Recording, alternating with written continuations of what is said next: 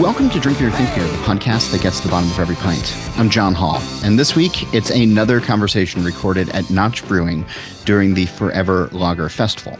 In a moment, my colleague Don Tess is here to moderate a conversation with Fox Farm, Cohesion Brewing, and Halfway Crooks on mashing. It's an entertaining and engaging dive into brewing. You're going to love it. But first, please go visit allaboutbeer.com. There, you can find original articles, reviews, news, insights, and other podcasts. Listen to shows like Brewer to Brewer and the All About Beer podcast simply by searching All About Beer wherever you listen to shows. You can also follow All About Beer on Instagram, Threads, X, and Facebook at All About Beer. And to keep up with all of the smoked beer news and releases, make sure you check out This Week in Rauk Beer by searching the group on Facebook or follow at TW Rauk Beer on X, Threads, and Instagram. Glassware and apparel is available on allaboutbeer.com/merch. This show and all of the work we do, it's supported by you. Please go visit patreon.com/allaboutbeer. A few dollars goes a long way to help fund writers, photographers, creators, and editors. And if you'd like to learn more about advertising and supporting All About Beer, please email us at info@allaboutbeer.com. Okay, as promised, this is a show about mashing methods. So here is Don Tess, better known as the Don of Beer, and the co-host of the All About Beer podcast, to introduce his panel and then right into his conversation. Shawn Cooper is the co-founder of Halfway Crooks Beer, a brisk and nimble brewery in Atlanta, Georgia, that focuses on lagers more than hats. Shawn has a background as a computer engineer, but switched to brewing. He spends his time with his wife, Elise, a Boston native, their almost 2-year-old son, Otto, and enjoys gravel cycling when he gets the chance. Eric Larkin is a beer enthusiast who has worked in the brewing industry for over 12 years. After swearing he would never open a brewery, he found himself captivated by the culture, history, and production methods of lager in the Czech Republic and opened Cohesion Brewing with his wife Lisa in 2021. Prior to that, Eric worked at a number of breweries also known for exploration of specific styles, including New England IPAs at Odd 13 Brewing in Lafayette, Colorado, and Belgian styles at Allagash Brewing in Portland, Maine. Now, he tries to find any excuse to explore beer across the US and Europe for what can be dubbed a work trip. Zach Adams is the founder and head brewer at Fox Farm Brewery in Salem, Connecticut. Started in 2017 together with his wife Laura, Fox Farm resides on a 30-acre former dairy farm where the original barn houses the brewery's primary production facility and tasting room. Since opening, Fox Farm has developed a reputation for thoughtful variety with a particular emphasis on traditional European styles and mixed fermentation beers. Zach and Laura live just behind the brewery with their 3 children, Vincent, Lily, and Nora. Thank you, everybody. Welcome to Forever Lager, the first of 50 consecutive lager festivals. Kobe. As with all things, we save the best for last. So, the last panel today is talking about decoction mashing and how amazing it is, and anybody who doesn't do it is really not doing it right. Wow, Don, you're setting people up for failure here right off the bat. But so very quickly, for those who don't know, we need to set the stage with a very quick description of what is exactly decoction mashing. So I'm going to ask Zach to describe decoction mashing very, very quickly. Sure about that? Yeah. You sure about that? You sure about it? Decoction mashing is a procedure in the mashing regimen in which you take some percentage of the mash and boil it for various reasons, and then return it back to your main mash in a sequence of steps or a single step. Which then increases the temperature of the main mash to go through various steps. Correct. So, 2 panelists here do decoction mashing. One is anti-decoction mashing. I'm not anti-decoction mashing. Oh, okay. I want to make that very clear. Eric and Zach, why do you do decoction mashing? I'll let you go first. And then, Shawn, why don't you do decoction mashing? Let's go in order here. So our brewery was a infusion brewery since our inception 7 years ago, and we started decocting nearly 1 year ago. The reasons for taking that on, first of all, there were a number of reasons for not taking that on. It's a complex process with a ridiculously wide set of variables that our brewery wasn't quite ready for, having not done decoction mashing from the start. 6 years in, we feel like our beers and our brewery was in a place where we're ready for that challenge and opening up those variables to see how we can nudge our beers in hopefully positive ways.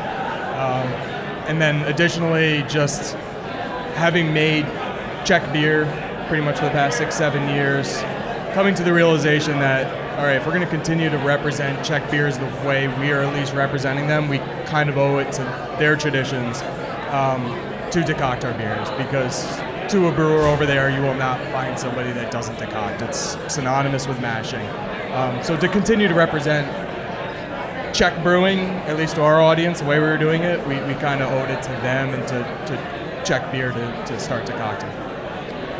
I have follow-ups, but I'll let Eric go. Yeah, so some of the, same reasons that Zach's talking about. So Cohesion set out to be a brewery that exclusively brews in the Czech lager tradition, and when I talked to Czech brewers to learn how to make Czech beer, or tried to research how to make Czech beer, every time that I asked a brewer, do you need to do decoction to make Czech lager, they said yes. So when how else are you going to do it? Right. So I have no Czech heritage. I'm not Czech myself, but I'm trying to represent the beer tradition the best I can. And when every brewer tells me that you have to do it, then we set up a system to be able to do it. So I was lucky enough that I kind of had that information before I looked at brewing equipment and setting up our brew house. So we were able to build a system, build a brew house and a brewery that could do that a little more easily. So we do decoction because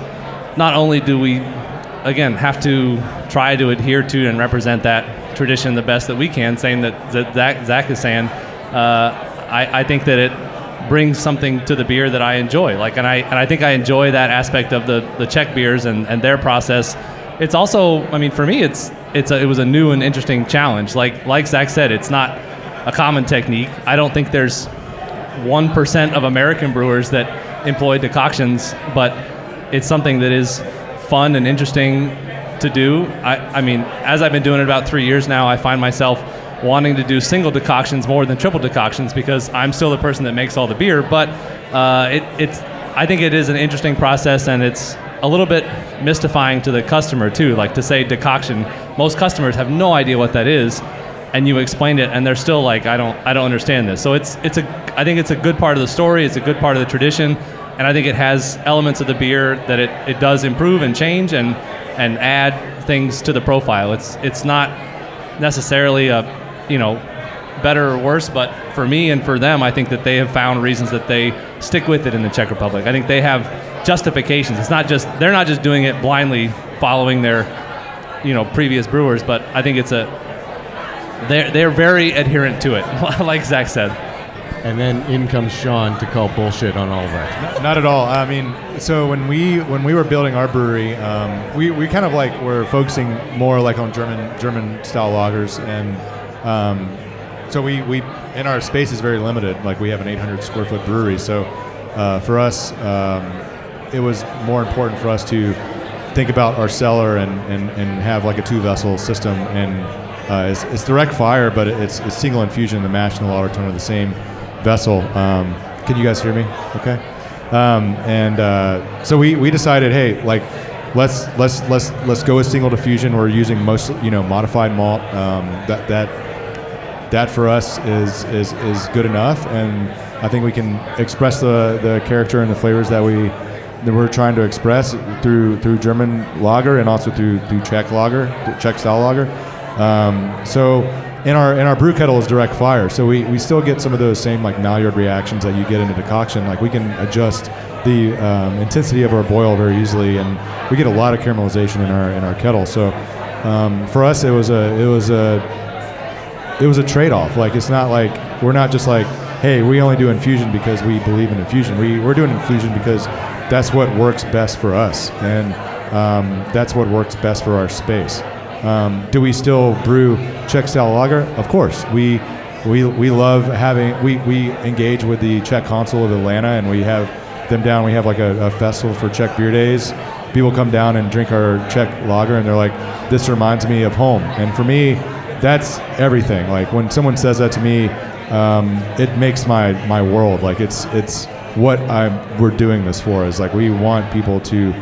And none of them are saying, geez, I can really taste the infusion mash. Yeah, they're like, like what Eric was just hitting on. Like when you talk to a customer about mashing, they don't even know, like, mostly like what the beer process is. Like that's okay. I mean, we do know, and we do care very intensely about it. Like if I could add a decoction vessel, I probably would do that, but I can't. So what we do is we work with what we have, and we try to hit the flavor profile that we're shooting for, and that's not just with mashing, that's with the entire process. So it's for me, it's like I'm not like screw decoction mashing. I'm just like, this is what I have, and this is what I'm going to work with. And you're making great beer. Yeah. Without alcohol. Well, I appreciate you saying that. So you sort of you mentioned you have fully modified malt. So I guess I'd like to ask each of you how much of we're talking about decoction mashing as if it's a single issue, but really it's related to the malt you're working with, the beers you're making, and all that. So can you touch upon you only can infuse. So does that alter your malt choices? The two of you are able to decoct. Does that affect your malt choices? I mean, malt choice for us is pretty key. I mean, like, we can't screw that up. Like, our ingredient needs to be very modified. It needs to be modified, and we're seeing things change with climate change, and we're seeing that with hops as well. So, like, we're even seeing gelatinization temperatures go up. So, like, there is stuff that you really need to be paying attention to when you are using ingredients. Like now, like it's not just set it and forget it. Like you need to be looking at COAs. You need to be understanding what is going on. Otherwise, you're going to see efficiencies go down. You're going to be spending a lot of money that you don't need to be spending on ingredients. I mean, we saw that this year. I mean, as an infusion, we saw our efficiency go down, and it took us like 6 months to figure out exactly what was going on, and or maybe even 6 months to a year. Like we're still figuring it out. So I think now decoction is almost more important than ever. I mean, like you can kind of bypass that. Like it kind of helps you whether the malt is modified or not. You can hit any temperature you want at the first go, and then change it with your decoction. With infusion, you have one shot, so you have to be very discerning and understand what's going on with your ingredients. Yeah, so we're kind of a little bit unique in the malt that we use. We have a relationship with a local supplier, so we have a maltster about an hour north of us that has developed a base malt for us that is specifically built for decoction. And I think the malt that you select and the malt that you use in any lager style beer is of the utmost importance. It is a big part of the balance of the beer, the malt profile. But there is more to it, like Shawn is saying, in the COAs, in the composition of the malt, in the things that, I mean, the customer doesn't care about decoction. They really don't care about your COA. You want to try and present that to somebody, you're never going to sell a beer. But I think that there is... I would buy one to start with. Okay, we got one customer, that's good. But from the brewing side, there are malts that, the maltster that we work with, Troubadour Malting up in Fort Collins, he talks about how he has built a malt that is ready to receive that heat and ready to change more drastically than a typical base malt, right? And we're very fortunate, very lucky, but also unique in that aspect that we built a malt with a partner that is built for decoction and built to change more in a decoction environment. And I think there are malts that are more readily available that don't change as rapidly. And there are times where my maltster, in the same vein of climate change affecting the malt, like they have a bad crop year or they have a couple bad fields, and like I'll notice it. Like I have had batches that have a different protein level, and then all of a sudden when I decoct, the color is changing 10 times more than it does regularly, right? And I have to adjust with that. And again, as a brewer, I find that challenge to be fun and interesting. Like, I like being in a smaller box and having to focus more on those variables. I enjoy the fact that all that I make is Czech style lager, and I have a relationship that I can dig into this kind of stuff. And I get a phone call the minute my maltster gets his COA in, and he says, hey, just so you know, like, color is here, protein is here, you should know that. Like, to me, that is awesome and exciting and fun and a good part of what we do, but you have to pay attention to it. And it's really difficult for, I think, people that are sourcing from larger suppliers or more available suppliers to get that relationship and get that information. And then it becomes a guessing game where you spend 6 months to a year like, well, what the hell is happening here? Like, how do I adjust for what's happening here? But I do think at the end of the day, the malt that you pick will receive decoction differently, will receive heat differently, right? There are the Maillard reactions that are undergone with any sugar is heat is applied, right? Browning a steak, toasting bread. We like all of those things. We enjoy those flavors as humans, and that's the same thing that's happening. But those chemical pathways are some of the most complex chemical pathways that exist. Like, there are thousands of possibilities and ways to get there, and that was definitely a part of the organic chemistry that I didn't understand at all. Like, when I took organic chemistry and they're talking about Maillard, I definitely failed that test. But it's very interesting from a brewer's perspective, from a sensory perspective, to taste the differences and see the differences in the malt that you're selecting to be decocted. But it's hugely important. Like, it makes such a difference what you're starting with and then decocting, and how that results in the final beer and what you're tasting. Yeah, awesome. Zach? Yeah, what Eric is saying is kind of what I would hope our end game would be, perhaps years down the road from now. But not all malt is meant for decoction. And in fact, a lot of the widely available malts that most of us, brewers brewing with infusion mashing, if we were just to introduce decoction, we could be doing harm to our beer. Like, literally, like, bringing our beer down by introducing a decoction into something that's already highly modified, an established beer. We could be degrading the proteins, foam could suffer. So this idea that decoction is this binary marker of quality is bullshit. Like, do they do it? Do they not? Is this beer decocted? Is it not? That is not the point. The point is how it's integrated into the beer, how the brewery manages that process. And I think malt has everything to do with it. And we're just, personally, as a brewery that's a year into this, barely scratching the surface as far as the malts that we're using for established brands to try and transition them over. Is it elevating the beer in a way that we intend? There's been a couple wins, but then there's been a couple fails in that instance. And we've been blending to bring those beers back to kind of the baseline that we had established as an infusion brewery. But our experience is kind of a testament to the fact that it's not this kind of silver bullet to elevate your lagers. It needs to be very intentional, and the malt is So everything. are you actually sourcing different malt for these? We are, yeah. In the case of our Hellas, the malt we were using, Environment, Extra Pale, Premium Pills, seems very well suited for what we were trying to accomplish by introducing decoction into that beer, which is greater attenuation, kind of bringing out the highlights of that malt that we like. There's like a honey sweetness there and a depth that if we can just turn that dial up while still making the beer more drinkable, that's a win. So we found that there with that beer, but for our Czech Pale Lager, we're still kind of pulling on the thread. We've brought in 4 different malts, 3 of which are either billed as or the COA will back it up as being under-modified or slightly under-modified, and we still haven't found that sweet spot for that particular beer. And we're going to keep kind of pulling on that thread and scratch that itch, but unless you have that kind of conduit to your maltster, or at least a faith in them that they're going to deliver that product that suits what you're trying to accomplish through the decoction, you're not necessarily elevating your beer and improving it in any way. So I want to rewind to go back to a little bit of basics here. We're talking about decoction mashing almost as if it's a binary thing. Presumably, it's not always a good thing. We've actually already said that. What is it about Czech style lager that historically or for whatever reason makes decoction mashing so important? Presumably, when you're making a New England style IPA, you're not, triple decocting it.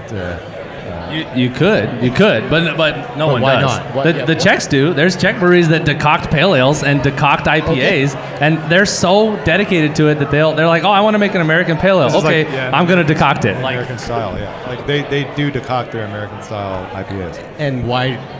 You're sort of laughing as you say it. Why is that? Because it's crazy to us. I mean, why is it crazy?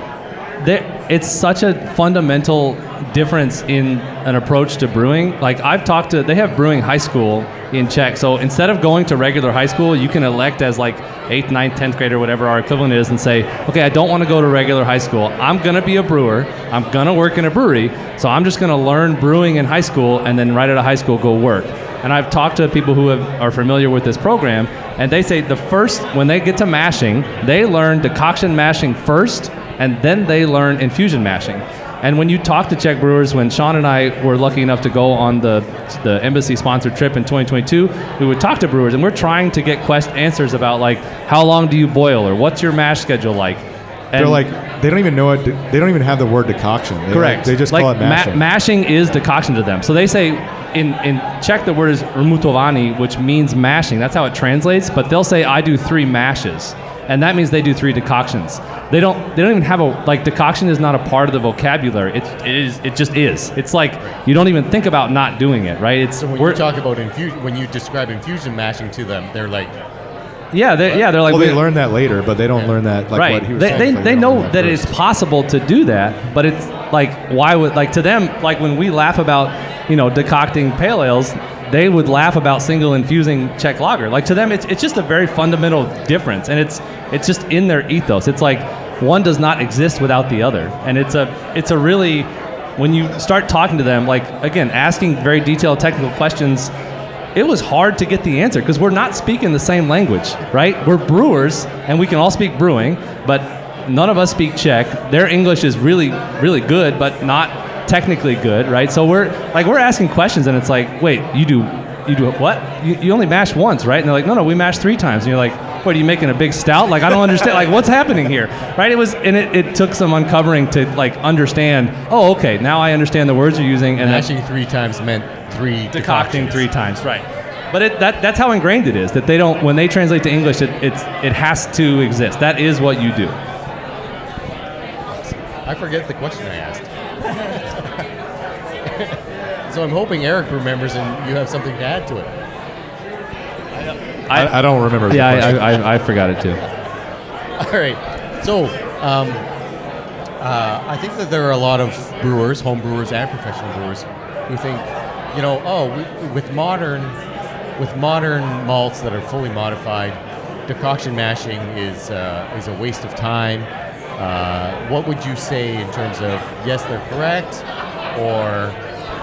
Yeah. For me, like, I don't think it's a way. I think, like, Zach kind of hit the nail on the head. Like, you correct me if I'm wrong, but you're using, you wanted to get back to some of the beers that you are single infusing, and you have certain beers that you decoct, and you use different malts for these different things. For us, it's like, it's what the ingredient is what it's gonna do for you in the finished product. So, like, for us, it's we just, the malt is modified. It allows us to infuse, and we don't have the ability to decoct, so the beer is not decocted and it's infused, and we get a really high attenuation, and it's great. You're talking about how you can only infuse. Do you wish you could decoct, and what do you think is missing from your beer that decoction would add? I don't know if I would say anything is missing from the beer, because I think we make up for not decocting with our process and our ingredients and yeast selection and malt selection. The thing that I think I miss is like what we were just talking about. Like, in the Czech Republic, there's no differentiation between mashing and decoction. It's the same thing. And if you're making a Czech style lager, I think, I'm kind of a purist. Like, I would just love to decoct and say this is a 100% true Czech style lager, but all breweries around the United States, we all make Czech style lagers, right? There are breweries that use German yeast for their Czech style lager. I'm one of them. I use a German yeast for my Czech style lager because the character that from that yeast is what I'm looking for in a Czech style lager. There are breweries that say they're making Czech style lager and they also use like German malt or German yeast. Like, where do you draw the line? Like, because I'm single infusing, like I'm not allowed to make a Czech style lager. I don't really prescribe to that. I think at the end of the day, this beer represents the flavors and the style, and it's and I even hate saying style. Like, I don't even it's your prescribe beer, to style. It's my beer. Yeah. You were kind of hitting on before, which I think is the most important thing. Is like, your beer is your beer. You make it for a number of years, especially. It establishes itself in your mind and your consumer's mind, and that's the most important thing. Like, Decoction was born out of like all brewing techniques and traditions out of some form of necessity, and then suddenly it becomes that thing that country or that brewery can own. And I think that's all of our end game, is to develop beers that taste like ours and are unique and differentiated in the marketplace in whatever that way is. But the most important thing is that it's yours. And so for that reason, it's kind of like a contradiction of why you should or you should not decoct. Like, if you really love your beers, why would you screw that up and introduce that? But at the same time, I don't think you should take on that process until you've kind of mastered everything else about brewing lager beer in particular. Like, there's so many other things that you could kind of put ahead that could be thought of as basic. Some of it can be complicated, but a lot of breweries aren't necessarily kind of hitting all the marks, so to speak. But then to jump into that process where you haven't sort of mastered, or at least developed some form of, mastery in your own right of fermentation management, water management, just basic brewing practices, which can often be overlooked. If that makes any sense. Yeah, I mean, I think if a home brewer was, coming and saying like, okay, how do I make a beer with decoction? What am I missing without it? Things like that. I think there is some amount of flavor profile that decoction adds. That there are other ways that you can try and achieve that, but decoction is a step to get that as well, right? I mean, when you're again cooking grains, when you're adding heat to a sugar source that is grain derived, like a bread, right? When we toast bread, you have bread that's not toasted, tastes good. You have bread that is toasted. To me, tastes better, right? I like toasted bread. Or at least tastes different. Like, we can't debate that. 100% tastes different. To me, tastes better. That's my opinion. But yeah, I agree. It tastes different. And that heat that you're adding when you're in the kettle and you're applying heat to grains, the same thing is happening. You're changing those grains. You're adding different flavors. And again, my opinion, better, but that's subjective. Some people would say worse, not applicable in certain situations, or not relevant in some beers. But to me, it is a tool that you can use to change beer in a certain way. And I also agree with Zach, though, that there are, when any beer but lager beer seems to be a little bit more demonstrative of this, there are hundreds of decisions that we all make as brewers that make the beer what it is. It is not one step. Decoction does not make your lager.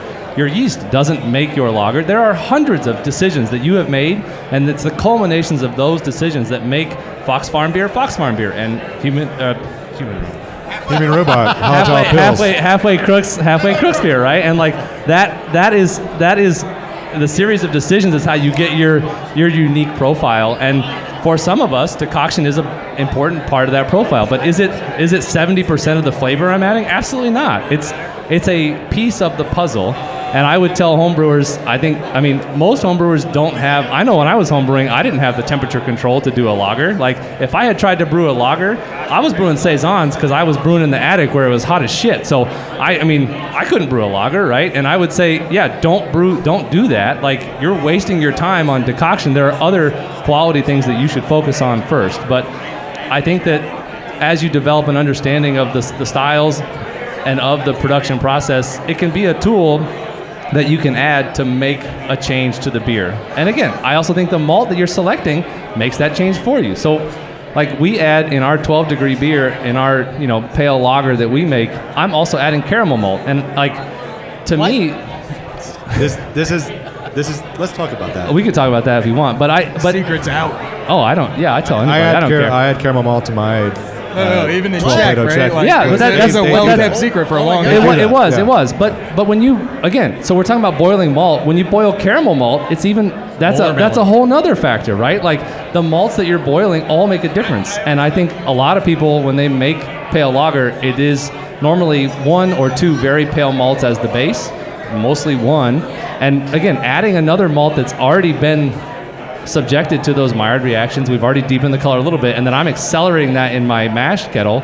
Like that's a whole nother step, and it's so complicated. There are so many layers to it. Like you have to understand the basics before you can get to this. Decoction is definitely an advanced brewing technique for American brewers, and for home brewers, you have to be comfortable with so many other steps to get there. But it's not the end all be all.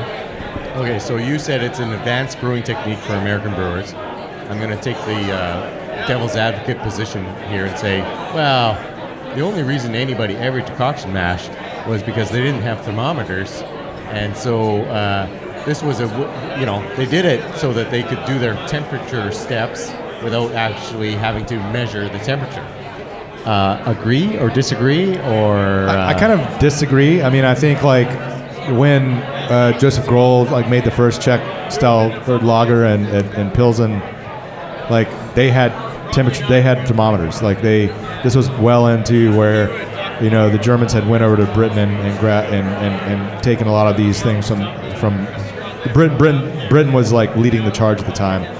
Germany was trying to make lager, or was making lager, and they needed to adopt a lot of these really sophisticated techniques. And then in Pilsen they adopted all these things the Germans were doing because they were encroaching on their territory, and the Czech Republic at the time was not making good beer, so they started adopting pale lager. So I think they were using thermometers, but that's the only thing I have. Like, anything, right? I mean, yeah. I think that decoction was definitely, it was born out of necessity, 100%. There was modification that needed to happen in the brew house still. There was malt adjustment to make it more efficient, right? When Shawn's talking about, as brewers, we need to make an efficient beer. None of us can make a beer. If we were 10% less efficient, we're buying 10% more malt. That's just dumb. At the end of the day, like, that's silly to try and make a beer with a product, with an ingredient that is 10% less efficient than something else, right? So decoction was born out of, hey, I need to get more sugar out of this. I need to extract more of the raw material that I need to feed my yeast to make this beer. And that's where it started from. And I think the thermometer, like, yeah, it was something that maybe at some point all they knew was boiling. But we have clear evidence that thermometers existed and they were able to measure that. But they were carrying over techniques, I think, that had previously been applied to step through that. And they had under modified malt. So like they were using decoction in order to make these steps in order to get the most efficient mash they could with temperature in mind, obviously. We ran our first decoction on a Weiss beer yesterday. I was down at the brewery at 5 a.m. getting the process started, and it was almost like a 3-shift sort of situation, and I'm just laughing in my head. That's the hardest beer to make. Dude, we missed our freaking post-boil gravity target by like 1.5 degrees Plato after adding 15 minutes of water, which is like unheard of in our brewery. So the efficiency gains are there. I just hope this might be that rare instance for us where the beer doesn't attenuate further than it normally does, and we've just created, an export strength Weiss beer of some kind. But that for us is still kind of the missing pieces. Like every time we take one of our kind of existing recipes, bring in under modified malt, whatever it might be, we've thrown a different set of variables at this. We almost always see greater attenuation. Where our last batch of Quiet Life, our 12-degree Plato pale lager, finished like just south of 2 Plato, which was really troubling. We're still blending that beer. We're playing with different malts, playing with different decoction regimens to bring that beer, like I said before, back to kind of that center point that we originally saw or close to it. But damn, if it's not drying out more than we would like, in general with our decocted batches, and particularly our double decocted batches. So I'd like to hear from Eric, like, how you manage attenuation of your Czech lagers that you would like to have finish with a little bit more fullness than something like 2 Plato. Yeah, I mean our 12 degree finish is like 3 1/4. But that's again, it's I'm adding caramel malt, which is unfermentable, so we're adding sweetness that can't be taken away. We're using a Czech yeast strain. We're fermenting colder. Again, there's 10 other decisions I'm making that end up with this beer being around 3 or a little over 3 finishing Plato. So it's not, there isn't like, decoction doesn't do that. That's not the key to unlock a Czech lager, right? Or any beer, right? There are so many things that go into it. And again, I have a malt that is built to be a little less efficient. And like, I built that into my business plan. And again, it's dumb. I do a lot of things that are dumb. I have a 14-hour brew day. I don't think that's very smart, but that's what I do. Like, but it's to try and reach a certain balance point, right? It's to me, it's all about figuring out that balance of flavor. And to Zach's point, I think the Czech lagers, you need a little bit more sweetness, and decoction is a way you can get that, right? You can add some caramelized flavors, some of that body, some of that richness, some of that sweetness. You can get that with decoction, but you have to also do other things to get that gravity to finish a little higher, which to me results in malt flavor, right? Those points at the end, they really matter. Like down to a 1/4 of a point, a 1/2 a point, like to me, that's a huge difference in a Czech pale, right? Like his that finishes around 2 and mine finishes around 3, they're gonna taste really different, even to the average person. That's to us, it's a small difference, but it will have a flavor impact, and it's important to try and figure that out. Like and building that balance, building that profile, decoction is a part of that. Decoction is something that allows us to get there, but it's not. You have to make other choices. I use caramel malt, a certain type of yeast, a certain fermentation profile, all these things. All connected. Yeah.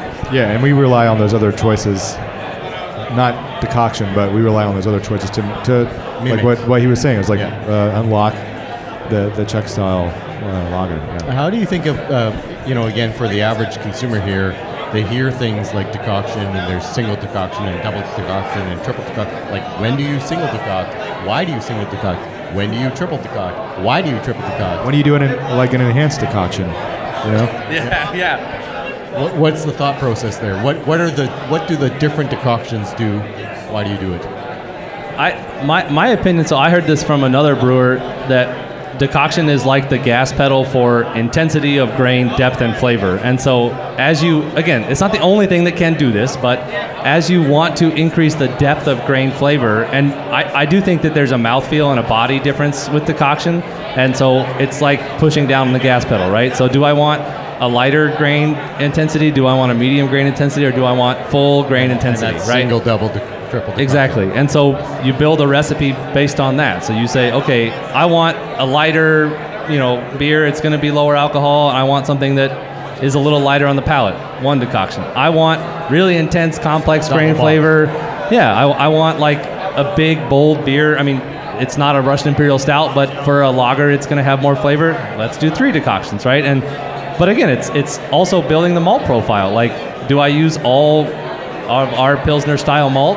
That would be a different malt intensity than if I added some Cara. Or, I mean, I've added Cara Munichs and Cara, like 60 Lovabond Caras and decocted with those. That's a different profile. That's a more intense grain profile. So there's a lot of different, you have to think about the balance you want at the end, to me, which I think is the biggest part of the lager brewing, is where does the bitterness and sweetness fall, and how do I build the intensity that I want on those 2 scales. And I also think that's where your malt COA might come into the picture, or what you're trying to achieve. Like our Helles was single decocted, where we did not do a protein rest phase. I mean, that is a fairly well modified malt that, should we do a protein rest at all, or certainly one that's longer than it should be, we can degrade those proteins where the body and the foam of the beer will suffer. So that was a choice. Single decoction that started at a beta amylase rest and went up to a mash out temp. So it depends on your malt and what you're trying to achieve, and you'll probably never find triple decoctions in German brewing in general. I mean, what do you guys? I mean, I was just talking to Julie about this here at Notch. Like, what do you think about when you have these like roast malt or caramel malt, like why do you think you need to do 3 decoctions? Why couldn't you just do 1, because you already have those Maillard reactions have already occurred in the kiln at the maltster? Like, does that come into play when you're making a recipe decision or a mash decision when you use those kind of malts? I mean, for me, definitely, yeah. I mean, it's the temperature steps become important too. So there are, just like there's hundreds of decisions, and like, you know, we say it all the time, but if I gave Zach my recipe, I said, here's the keys to my brew house, here's my recipe, come make my beer, he's gonna make different decisions to make the beer, right? And it's gonna taste different, 100%. But not nearly as good. No, I'm just kidding. it might be better. Who knows? Well, it might be even better. I don't know. But those decisions on like how to do the decoctions is also dependent on the temperature steps, and there are hundreds of decoction recipes. Like there are some of the literatures, the books that have all these different, you know, okay, here's what decoction is, here's how to do it. They'll contain a dozen different recipes, and there's charts that say, okay, so this is this decoction, and you stop here and you rest here and you do that, and then there's this decoction where you stop here at this temperature and this rest, and there's 5 or 6 different important enzymatic ranges. And like I've talked to brewers who are like, why would you acid rest? That's stupid. Like you're wasting your time. And I'm like, yeah, I agree, but I'm still doing it. And I've made the decision because I think the amount of mash that you're decocting is a part of the flavor. So for me, when I'm trying to make bigger temperature steps, then I get to decoct more volume. And when I'm boiling more volume, I think I get a bigger impact of decoction. If I decoct 1 barrel versus 5 barrels, that's the difference, right? There is more of my grain that has been subjected to heat. So that's something you have to factor in. So, but if I'm just moving between saccharification steps, I decoct less mash because I'm moving between closer temperatures. Yeah. So I think that's a factor you have to think about. And it's how hard are you boiling? Like what's the most intense temperature point at the bottom of your kettle? How long are you boiling? Like are you direct fire? You're making Shawn jealous because he can't do it. My kettle gets very hot. Okay, it's ripe for decoction. I have a very hot kettle. My last question, Shawn, you can't decoct. Eric, you've always decocted. Zach, you didn't decoct, and now you are decocting. So, from your 3 different perspectives, what do you wish the average beer consumer understood about decoction, the good and the bad? Something that people should think about as they're drinking a pint. I mean, I think that'd be a lot to ask of the average beer consumer, but I think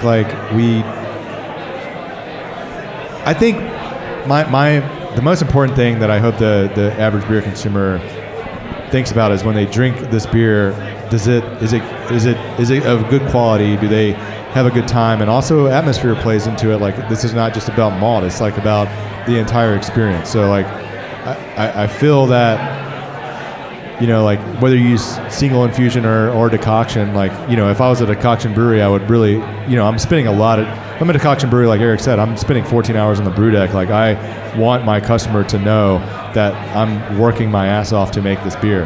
But at the end of the day, we're all working our ass off to make this beer, and we're putting so much passion and time into it.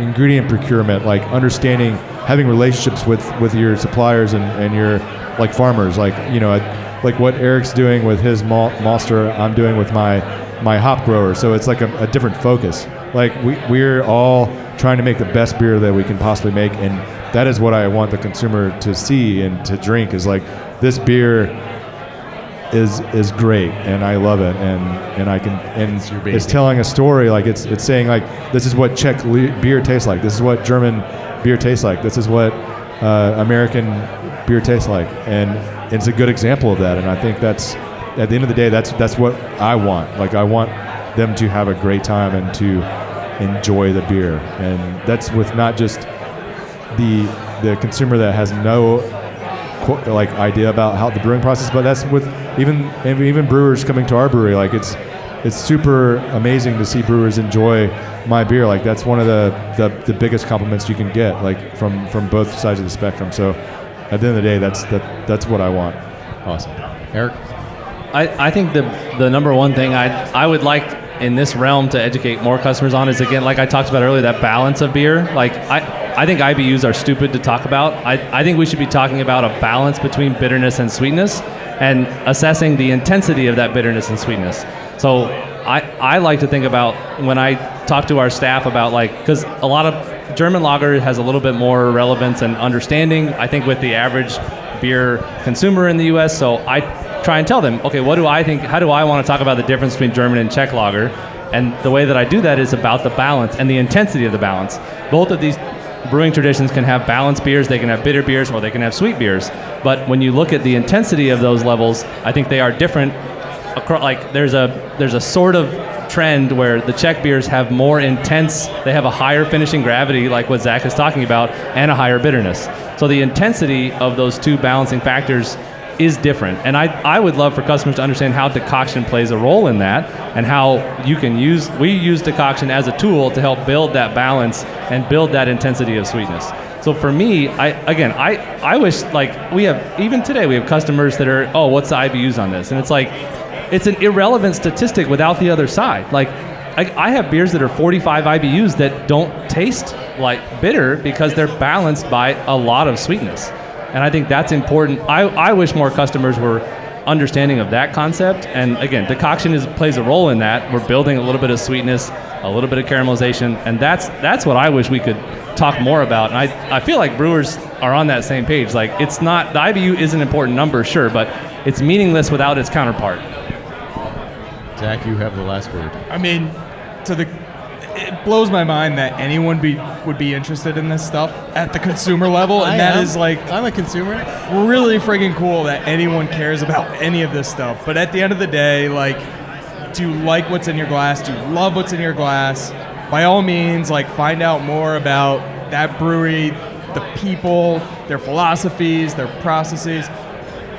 But at the end of the day, just drink what you like. Like, explore that. That's cool. But drink what you like, and that's the most important thing. And as brewers, let's own our beer. Like, whatever goes into it, own it, make it yours, and that's the most important thing. Awesome. I think that's a great way to end, and I think we can all cheers to enjoy the beer in your glass. Cheers. Cheers, everybody. Thanks for having us, Don. Cheers. Thank you, Don. My thanks to Don, his panel, and my sincere thanks to Chris, Loring, and Notch for having All About Beer as a media partner. Next week, it's back to the show as usual as I sit down with noted writer and all-around good guy, Lou Bryson. Questions, comments, guest suggestions, you can do all of that by emailing me. It's John Holl, that's JOHNHOLL, at allaboutbeer.com. A reminder, please go visit allaboutbeer.com. There you can check out the podcast page, the merch page, and read great new content, as well as the archives going back to 1979. You can also follow All About Beer on social media at All About Beer. And if you're interested in supporting journalism in the beer space, email us at info@allaboutbeer.com or go to patreon.com/allaboutbeer. Don't forget, All About Beer has a podcast channel. Search and subscribe on your podcast platform of choice. Steal This Beer has new episodes every Monday, and the BYO Nano podcast comes out on the 15th of every month. And don't forget to check out probrewer.com each week for original articles from the All About Beer team. As for this show, Nate Schweber does the music, Jeff Quinn designed our logo, and I'm John Holl. New episodes release every Wednesday, and that's when I'll be back again to drink beer and to think beer.